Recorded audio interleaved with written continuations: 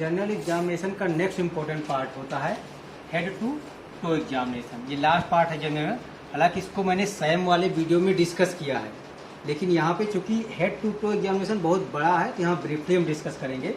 सबसे पहले ऊपर से चलते हैं। हेयर ब्लैक हो सकता है, नॉर्मली ब्लैक होता है, थिन हो सकता है, स्पार्स हो सकता है, ब्राउन, जैसा कि सैम के पेशेंट में मिल जाता है या ITS में मिल जाता है, इन्फेंटाइल ट्रिमर सिंड्रोम। दूसरा फिर आते हैं स्कल। स्कल में हम बहुत सारी चीज़ें, माइक्रोसिफेली हो सकता है, मैक्रोसिफेली हो सकता है, हाइड्रोसिफेलस हो सकता है, एक होता है क्रेनियोसिनास्टोसिस, ये शेप का डिफॉर्मिटी होता है, ठीक है, abnormal shape due to premature closure of suture, बोलते हैं क्रेनियोसिनास्टोसिस, ठीक है। स्कल में फेस में आएंगे तो आपको आई देखना है, ईयर देखना है, माउथ देखना है। आई में तुम्हारा हाइपरटिलोरिज्म हो सकता है, हाइपोटिलोरिज्म, जो मीडियल कैंथस के बीच का डिस्टेंस, दोनों मीडियल का अगर डिस्टेंस बढ़ जाए तो हाइपरटिलोरिज्म, कम हो जाए तो हाइपोटिलोरिज्म। एक होता है इपीकैंथल होल्ड, ये मीडियल साइड में कुछ, जैसे डाउन सिंड्रोम पेशेंट या के पेशेंट में क्या होता है, एक छोटा सा जो लोअर पार्ट में कंजर उसका एक होल्डिंग मिलता है, होल्ड होता है, उसे बोलते हैं इपीकैंथल होल्ड। एक होता है upward slanting of palpebral fissure down, जैसे पाल्पेब्री है इसको, अभी एक तो मान लो सीधा है, एक हो इस तरह हो, ठीक है, अपवर्ड, ये ईयर के ऊपर जा रहा है इस तरह से, ठीक है, ये क्या डायरेक्शन, ऊपर जा रहा है। जैसे मान लो यहाँ पे आपका आई है, ये आई है, ये ईयर है, ठीक है, तो इसका डायरेक्शन अगर ईयर के ऊपर चला गया अपवर्ड स्लांटिंग, ईयर के नीचे चला गया डाउनवर्ड, यूजुअली क्या होता है ईयर के लेवल पे होता है, तो अपवर्ड स्लांटिंग पाल्पेब्रल फिशर, जैसा मंगवाइल स्लैंट भी बोलते हैं इसको, डाउन सिंड्रोम में बहुत कॉमन है। Downward syndrome, Treacher Collins syndrome, या बहुत सारे ऐसे डिजीज हैं वहाँ पे, तो अपवर्ड स्लांटिंग है, डाउन स्लांटिंग, इससे क्या होता है इंडायरेक्टली डिजीज का आइडिया लग जाता है, ठीक है। ईयर में स्मॉल डिस्प्लास्टिक ईयर जैसा कि मिल जाता है, एक्रोटिया अपसेंट ईयर, माइक्रोटिया छोटा ईयर है, ठीक है, और small dysplastic year down syndrome में मिलता है। आप हाल्स क्राइटेरिया कभी पढ़ाएंगे, डाउन सिंड्रोम का हाल्स क्राइटेरिया में 10 पॉइंट होते हैं, उसमें स्मॉल डिस्प्लास्टिक ईयर एक क्राइटेरिया होता है, ठीक है।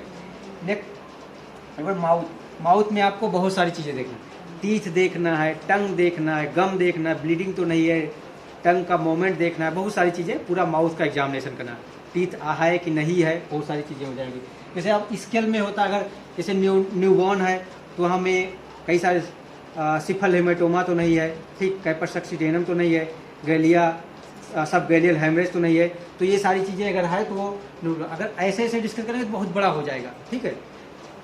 अब उसके बाद नेक में शार्ट नेक हो सकता है, वेब नेक होगा, टार्टिकोलिस हो सकता है, एक ट्रैक नेक डिस्टोनिया हो सकता है, सारी चीज़ें, तो जो चीज़ मिल रहा है उसको हम देखते चलेंगे। चेस्ट और एब्डामन में सिमेट्री देखेंगे, कोई यूनिलेटरल डायलेटेशन नहीं, मान लो एक चेस्ट का चेस्ट बहुत ज़्यादा उभरा हुआ है, दूसरे चेस्ट का एयर एंट्री नहीं है, इसका मतलब न्यूमोथोरैक्स हो सकता है, ठीक है, न्यूमोथोरैक्स होगा, ये सारी चीज़ें, ठीक है। अगर हाइड्रोथोरैक्स होगा तो डिप्रेस होगा, न्यूमोथोरैक्स होगा उभरा हुआ, तो ये सारी चीज़ें हम उसके अनुसार देखेंगे। एब्डामन में अम्लाइकस देखेंगे, सेंट्रल है, किसी साइड डिवेटेड है, एब्डामनल डिस्टेंशन तो नहीं है, वो सारी चीज़ें। नेक्स्ट इम्पोर्ट जेनाइटेलिया में एम्बिगुअस जेनाइटेलिया तो नहीं, इसलिए सारे न्यूबॉर्न का जेनाइटेलिया एग्जामिनेशन बहुत इंपॉर्टेंट है, ठीक है। एम्बिगुअस जेनाइटेलिया मतलब मेल फीमेल दोनों में डिफ्रेंशिएट नहीं, कॉमन फीचर है एम्बिगुअस। एक होता है माइक्रो पेनिस, अगर किसी न्यूनेट का स्ट्रेच पेनाइल लेंथ, ध्यान देना, इरेक्ट एडल्ट के लिए होता है स्ट्रेच खींचे जब आप, उसका जो स्ट्रेच पेनाइल लेंथ 2.5 सेंटीमीटर से कम है, 2.5 सेंटीमीटर, यूजुअली 4 या 4 सेंटीमीटर से ज़्यादा होती है, 4 या 4 सेंटीमीटर, अगर 2.5 सेंटीमीटर से कम है तो माइक्रो, या फिर उस एज के अनुसार लेस देन 2 स्टैंडर्ड डिविएशन, क्योंकि हमारे यहाँ सब कुछ स्टैंडर्ड डिविएशन, तो 2.5 सेंटीमीटर या 2 स्टैंडर्ड डिविएशन से, कहीं कहीं 2.5 स्टैंडर्ड डिविएशन लिखा हुआ है, लेकिन 2.5 स्टैंडर्ड कोई ऐसा चीज़ है नहीं, तो 2 स्टैंडर्ड डिविएशन याद रखो। एक चीज़ का अनडिसेंडेड टेस्टिस, मान लो कोई प्री टर्म है तो नॉर्मल है, टर्म में भी कभी कभी मतलब नॉर्मली नहीं डिसेंड होता है, यूजुअली होता है, ठीक है, तो उसके लिए वेट एंड वॉच करना हो सकता है, सामान्य टेस्टिस से बहुत सारी चीज़ें होती है, बहुत सारे कॉन्जेनिटल एनामली के साथ एसोसिएटेड होता है, ठीक है। उसके बाद लिम्ब में आ जाए, लिम्ब में सिंडेक्टाइली है, सिंडेक्टाइली मतलब जुड़ी हुई, मान लो 2 फिंगर आपस में जुड़ गई, यहाँ तक जुड़ी, इसके बाद खुली हुई, सिंडेक्टाइली।